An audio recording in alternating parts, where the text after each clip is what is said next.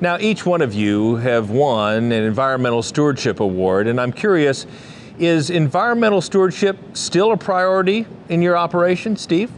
Oh, absolutely, Kevin. It was a priority handed down from my grandmother to my mom's family, to myself, and it's a priority for Joy and I to continue to hand it down to the next generation. Regardless of being a winner, that was such an incredible honor by our industry and by our fellow members in the industry to award us that. But it's a core value within us. It's within our faith, it's within our family. And how does that maintain itself as a core value at Kualoa Ranch? Absolutely. That was such a great answer, by the way. I don't know how to talk about that, but for Kualoa Ranch, you know, since our founding in 1850, stewardship and sustainability, ultimately, if we want to use a buzzword, has been at the core of what Kualoa Ranch has believed in for the property, how to take care of the land and show the love of that land. And so this award too was such an honor and kind of just almost a stamp of approval from the industry that we are taking stewardship to the next level and really care for it in our day-to-day operation. Rick? I'd simply say, you know, it was what we did long before we even knew there was an Environmental Stewardship Award, and I think it'll be what we do long after. And I think to Steve's point, we put permanent conservation easements on a good share of our property as well, and that's in perpetuity. So I think that gives a sense as to how we think about it. And as a follow-up, Rick, has winning the award given you an opportunity to share your story more with others? I think we've become a focal point more in the community. We've become unique with our partners, the Watershed Ag Council and the New York City DEP. They reach out to us regularly. How often is it to have your partner and your quote-unquote regulator, the DEP, reach out to have you tell your story?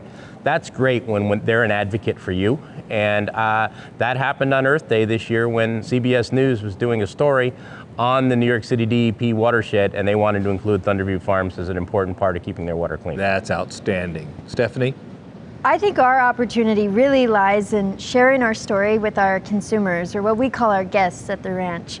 It really allows us to showcase stewardship and sustainability on the tour itself and how much we care about the land. And ultimately, as you drive through on a tour or you have a wedding there, it's impossible to escape just the majesty of the land and to see how it's been open and undeveloped and how we continue that you know, for future generations, and also just to share with the public as well. Has winning the national award given Beatty Canyon an opportunity to share more about your story? Unbelievable opportunities, Kevin. We are able to host grazing management seminars. We brought in some of the leaders in ranching for profit, Dallas Mount and others. We brought up the folks from Holistic Resource International, and because of that, we've been able to be a part of our community and draw our community to us and share that. But it's also let us go places we've never been. We've been to Bowling Green, Kentucky. We're going to South Dakota. We're in Denver, talking to producers and consumers. And it's just been an incredible opportunity to get out and share. We had an opportunity to be in Bowling Green, and then a tornado came through. Oh, no. And then contacted the folks in Kentucky Cattlemen as what can we do? Yeah.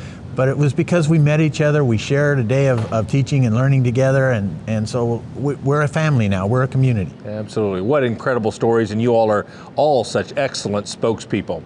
Now, if you'd like to find out more about the Environmental Stewardship Award winners, see photos or videos, or even learn how to nominate someone for the award, just visit the website environmentalstewardship.org.